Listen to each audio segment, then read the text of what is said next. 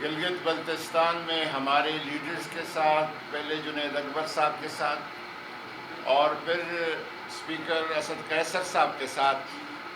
جو رویہ اپنایا گیا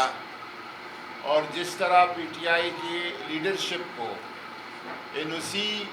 کے بہانے وہاں پر کمپین میں جانے سے روکا جا رہا ہے، ہم سمجھتے ہیں کہ یہ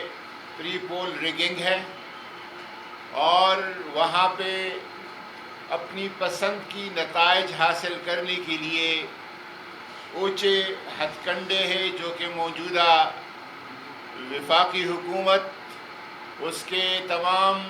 وزراء اور اہلکار، الیکشن کمیشن کے اور انتخابی قوانین کے ضابطوں پہ دھجیاں اڑا رہے ہیں اور وزراء وہاں پہ بیٹھے اسکیمز کا اعلان کر رہے ہیں، پروجیکٹس کا اعلان کر رہے ہیں اور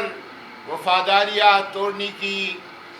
4 سال سے جو کوشش کی جا رہی ہے وہ کوشش اب پورے عروج پر ہے۔ ہماری گزارش یہ ہے کہ اس ایریا کا، گلگت بلتستان کی اپنی ایک مذہبی حساسیت ہے، جغرافیائی حساسیت ہے اور سیاسی حساسیت ہے۔ اس حساسیت کو پیش نظر رکھ کر جو کھلواڑ بلوچستان میں ہو گیا، جس طرح صوبہ خیبر پختونخوا کے امن و امان کو تہوبالا کر دیا گیا اور جس طرح باقی ملک کے ساتھ کیا جا رہا ہے، یہ ایک افسوسناک کھیل ہے۔ ایک قومی جماعت کو، جو جماعت اس ملک کی بقا، یکجہتی اور استحکام کا ضامن ہے، اس جماعت کو ایک صوبے تک، ایک ایریا تک محدود کرنے کی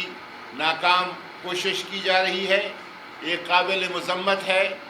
ہمارا یقین ہے کہ گلگت بلتستان کا غیور ووٹر، جس میں سیاسی بیداری ہے، جس کے نوجوانوں کو اپنی مستقبل کا فکر ہے،